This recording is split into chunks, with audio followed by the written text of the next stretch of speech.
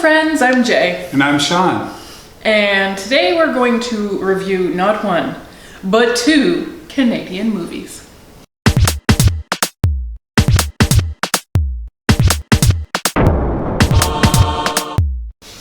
That's right, guys. Double feature. Double feature. Canadian content up the wazoo. Oh boy. Well, okay, you can... Wazoo optional. Wazoo optional. Wazoo optional. That's polite. So, National Canadian Film Day is April 22nd. I did not know that. You didn't, but we actually did watch a Canadian film that day. Yes, we did. But I figured, since we are all in quarantine, we're all at home, we're all looking for content, why not make every day Canadian Film Day? Let's play two, as they say. Is that what they say? Yes, baseball thing. Okay. Doubleheader. Okay. I did not know. Thank you for explaining sports. Oh, okay. You're welcome. So, what have we got? We have James versus his future self. That's right. James versus his future self. It is about a man named James and another man named James. In fact, it is the first James from the future. Ooh. So, older future James, played by Daniel Stern, comes back. He goes back to the future. No, he doesn't. He goes back to the past. Back to the past. To his own personal past to convince his nerdy science guy self His younger to self. not invent time travel. But of course, you know, present day super nerdy James is like, but time travel, it's so cool. Why wouldn't I want to do that? I can't believe I get it right finally. All my hard work is going to pay off and you're asking me not to do it? That's crazy. And then future James is like, well, what's crazy is how much you give up to do it. You won't have any family or friends and you'll, you know, achieve your dreams but be totally miserable. And James, young James, is cool with that. Oh yeah. He still thinks, well, time travel. Yeah. And maybe he's not wrong. I mean, I think to, you know, achieve such great heights, you are probably going to have to sacrifice. But is it worth it? Well, James of the future says no. Says no. And I think you have to take his word for it, James of the past or present. Although that it is a very selfish narrative, isn't it? Because maybe it is the good for humanity. When has time travel ever turned out well? Well, I know the answer, but I'm not allowed to. Okay. Well, that I guess is how it turns out well. Is it? It's a total secret. No one ever knows that it happened. Right. Got to stay on top of that paradox. So Yeah. Anyways, so you think this was the right call? I do. Okay. And you? I don't know, man. Okay. I'm surprised at you. I mean, I just think, you know, he had to like make that decision in a matter of days. He did, that's right. And it was a lot of, you know, tooth pulling to get him there. Yes, it was. But I mean, what do you do? I mean, he present day James believes this is everything he's ever wanted and everything he's already been working for. And he believes that he can do both. Yeah, he does. Yeah. So, you know, future James is saying, scrap it, get out of there, abandon everything, burn your notes. And present day James is like, you know what? I think I can fundamentally change by Friday and still invent time travel. James, you can't have it all. You can't have it all. That's what we've been telling women since the beginning of time. This is the first time a man has ever heard it. And he heard it from himself. His identically dicked self. Yes, that's right. Their penises are a plot point. Yes, another plot point is the beautiful lady scientist. They're just friends. But future James is like, Well, the way that you will prove to me that you have fundamentally changed is by having sex with Lady Scientist. Well, I think that was selfish by future James as well. He wanted some nice memories. I think he admits as much. Okay. So, did you enjoy the movie? I enjoyed it. Mm-hmm. It's a nice little movie that's not really about time travel. And I enjoyed that. Okay. I think if you go too time travel heavy, it's hard to make a good movie because you've always got the paradoxes that you have to wrap up satisfactorily. Mm-hmm. And that's not easy. It's not easy. And this one, we kind of push that aside and just focus more on James, the younger. And what's he gonna do? What is he gonna do? And how about Sean? If future Sean showed up at your house, whipped out his dick, would you listen to him? Yes. Would you recognize him? I don't know if I would recognize him. Because James did not recognize himself until No, he didn't. the dick proof. Yeah, but then he was convinced. Yes. And I'm not sure. Well, just because your penis is not distinguishable, that's no distinguishing traits whatsoever. You just are so vanilla dicked over here, you're like, no. I couldn't even pick out my own in a lineup. Yeah. So you're not sure if you would believe future Sean? I think I would definitely listen to him. I think I would pay more attention to him than James did. I think I'd be like, oh, Sean, I'm pretty sure that's just your dad. your dad is trying to bend you to his will. He's like, oh, Sean. He's not a ghost. Yeah, but your dad is a bad actor, is what I'm saying. True. Okay. All right. It is a cute movie. It is an enjoyable movie. And I think it is a hidden gem. Maybe not a lot of people are aware of it, but it is available to rent on VOD, so check it out. The other movie we recently watched, another Canadian movie, James and future James were shot up in Sudbury. Run This Town is about Toronto Town. Okay. A little shady part of Toronto's history. Oh boy, yes. Recent history, so Yeah. you may recall this if you watched late night television. Or TMZ. Okay, so this is embarrassing. We'll just say this right at the top. Did you know or do you remember that Toronto had a crack smoking mayor? Because they did. Yeah, they did. And we can fully say, haha, Toronto, because neither of us were living there at the time. No. But we were also very sad for Toronto. We were. Because we have both And lived we're like there and enjoyed it. We like the city. Yes, we like the city. I don't know how that happened. But here's the thing. There are some parallels between Rob Ford, the movie takes place around 2013, right? Yep. There are parallels between Rob Ford and Donald Trump. Some, yes. In that, I mean, they're both conservative. They are both businessmen. And, Loosely. well, Both exactly. Exactly, right. They have, like, family money. Do either of them actually genuinely work? Debatable. But they believe themselves to be excellent businessmen, while also believing that they can represent the everyman from their cushy, wealthy, Yes. gated community lives. Yeah, it's a weird dichotomy. Yes. And they absolutely, Rob Ford was very similar to Donald Trump. And I say was because he died at age 46 of cancer, not of crack. That's right. Spoiler alert. Thanks, Sean. The scandal that is featured in the movie and was featured all over the globe was that, the mayor of Toronto, which is Canada's biggest city. Yeah, fourth biggest city in North America. Oh, thank you, Sean. You're welcome. He not only smoked crack, he loved to star in videos. Oh yeah, this is not Smoking crack. a hidden camera. No. This is someone at this same party that just films them on their cell phone. Yeah. But I mean, let's be generous here. If you're high on crack, you're probably not making the best decisions.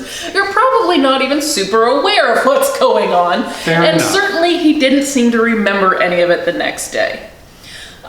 Is crack his only problem? No. He was an alcoholic, a blackout drunk, for sure. So he was just partying all over town, doing stupid stuff, constantly getting caught on tape for it, denying it the next day. How do you deny the things you're caught on tape for? Ask Donald Trump. Exactly. He's a master at it too. So that happened, and everybody made fun of Toronto and of their stupid mayor.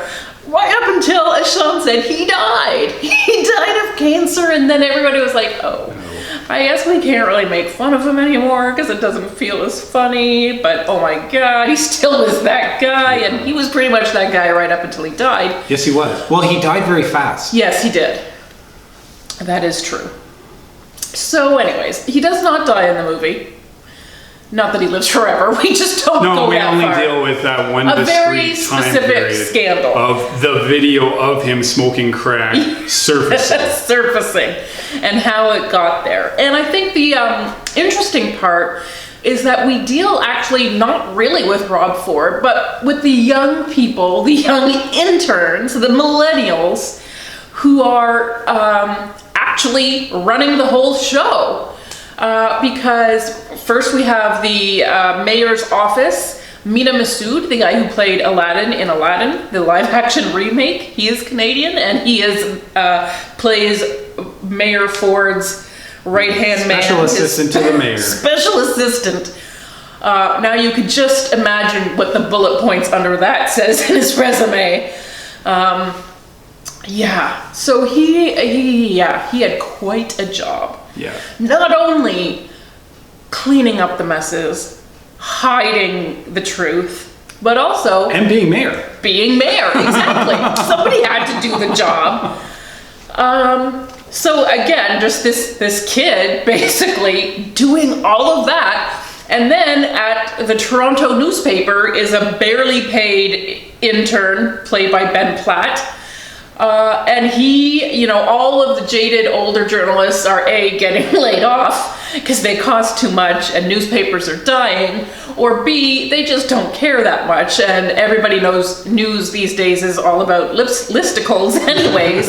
So nobody's doing real journalism over there. Nobody wants to stick their neck out, except this young guy. So now there's just two young guys running everything and exploding this big scandal.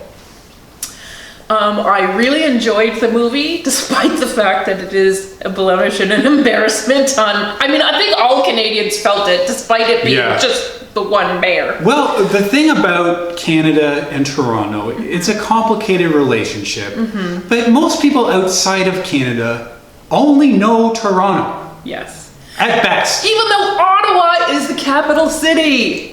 Ottawa, guys, we're the capital city. But if you tell someone you're from Ottawa, they're like, is that near Toronto? And the answer is yes, but still. In Canadian relative terms. Yeah, it's 5 If you asked a British person, they'd be like, no, that's like 4 days drive away. We do it there and back all the time in a day because we're Canadians and we're used to a wide scope. We do, yes. But yes, it is about 400 kilometers down the road. Yes. So, yes, we feel it. We feel it. We feel it. So yes, it was very embarrassing at the time. It's sort of still embarrassing, and I'll tell you why. Because Rob Ford's brother, Doug, is now the premier of the province. Oh my God, you could not make this up. You really could not. So, yes. But just like Donald Trump, you just start giving all your jobs to all of your family members because they all deserve it just as much as you do. So yeah, he is the current premier, and of course I dislike the politics very much, but begrudgingly admit that he has done not a bad job during COVID. But because Unlike he's not Donald trumping. Trump. Well, that's the thing, and he is now coming out against Donald Trump. Explicitly. I mean, you kind of have to. Yeah. The man is a cracker. Yeah, like, should you have to say, don't inject yourself with disinfectant? Well, apparently you do have now, to. yeah. After your president tells you, just go out and try it, and his previous advice killed people. Yeah. Yeah. So, it's gonna be another, like, year and a half before that movie hits theaters. So right now we have this embarrassing Toronto scandal, which makes for actually a fun watch, a good movie. It's told, I like the youthful perspective, because I think it's also kind of, you know, not a euphemism, but like, it's just the general feeling that everybody calls millennials lazy, but really millennials are so busy cleaning up baby boomers' messes, Working for nothing. trying to inherit the world and make up for all of their selfish deeds. Like, and yeah, doing it for peanuts and none of the credit. Yeah, I mean, I enjoyed that perspective. I liked it too. I thought it was really smartly written. Mm-hmm. The only thing I wish is that they had left Rob Ford completely out of it. Yeah, you know what? That's an interesting perspective. I mean, I agree that was the weakest part for me, in part because it's Damian Lewis playing Rob Ford. You would never know it. To watch it, you would never know it's him because the prosthetics are heavy. And I wrote in my written review, assholeswatchingmovies.com, you know what, Rob Ford, okay, he was a big guy, he was a sweaty guy, he smoked a lot of crack. It's not good for your health, apparently. Even if you're the wealthy mayor of a big city, still not good for you. Even if you're getting the primo crack. That's right, and I don't think he was. He was still... No. I mean, is there primo crack? I think there's rich people drugs. It's just not crack. Why is a rich person doing crack? We never figured that out. No, we did not. And now we never will. No. But yes, I feel like the real Rob Ford was almost a Chris Farley type. Yes. Where he was he's very a big charismatic. guy, but he's a big guy. Yep. Whereas the prosthetics in this movie made him look like Fat Bastard. Yeah. If you remember that really unfortunate character from, I think, Austin Powers 3? Who knows? Thereabouts. So it just really turned him into like a weird caricature where it's just like, it's almost like a guy in a Big Bird suit walks on and then it takes you out of it a little bit. So yeah, I do think we didn't even really need him in it because we can certainly explicitly talk about it. Yeah. Or maybe even just run archival footage. Yeah, that would have worked too. Yeah.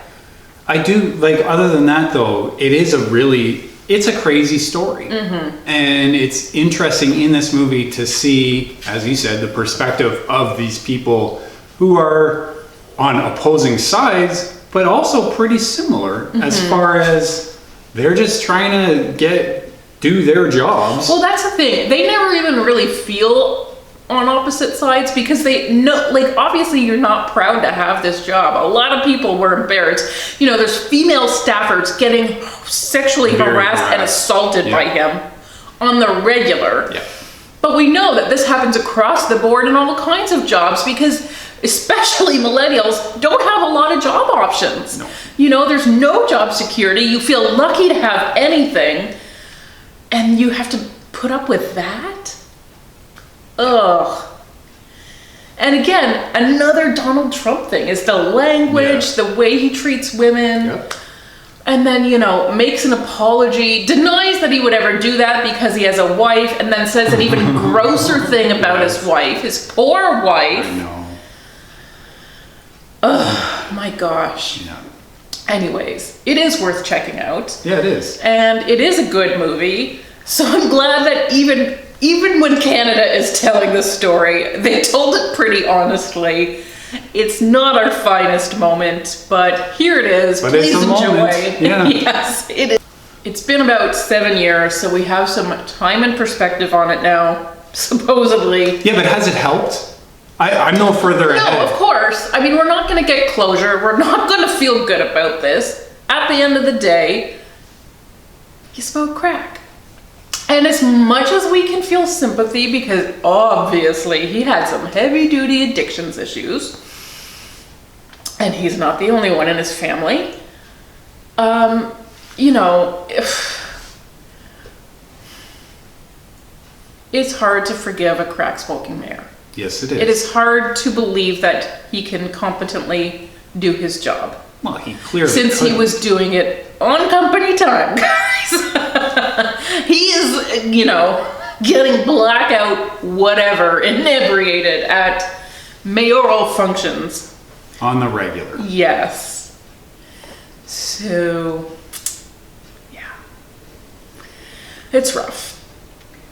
And Ontario has shown that it has not learned a lesson since they did elect his brother. And yeah. Maybe next time. Good times, eh? Oh gosh, guys, let's vote some good people in. They exist. I know they do. Let's do a better job finding them. Let's. Please. Yes. Please. Yes. Please let like a character like this be fiction. The next movie where you see a politician doing crazy things. You'd be like, that's unrealistic. Yeah. That would never happen. Wouldn't that again. be nice? It would. It would be nice. Wouldn't that be nice? One day we'll get there, I think. Will we? I don't know. It's getting worse, isn't it? Feels that way. Yeah. And I mean, we're still telling stories about like the Kennedy family. Like, Yeah. we're still rehashing those crimes. Yeah. Anyway, it's a fun movie. It is. It is a good movie. I like all the actors involved. And like you said, it was actually a pretty tidy little script. So well done, you.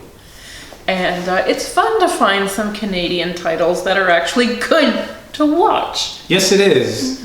It's not easy because none of these movies have any money given to them. And if it's good, often it'll just go down to the US, to Yeah, Hollywood. That's right. So, which won't have any interest in telling a story about Rob Ford, really. No. But it's a story. Yeah, well, I mean, certainly the American people, the American media At did the pick up time, that story. it They did love reporting on it at the time. I mean, it was a little like, can you imagine the crack smoking mayor is not American? It caught everyone by surprise. And so it was almost a shining moment for America to be able to report on an embarrassing politician that wasn't homegrown. Yeah, and this was before Trump too. So, I mean, it's true. The one time, America, you got us. You got us. And it had to have been before Trump because now they cannot point the finger anywhere. No, but That's the thing. they would Like, just we can have still- to be like the old Canada is just as bad, which we're not. But No, we're not. still, you can try. Try it. We're the nice ones. Oh boy. Yeah.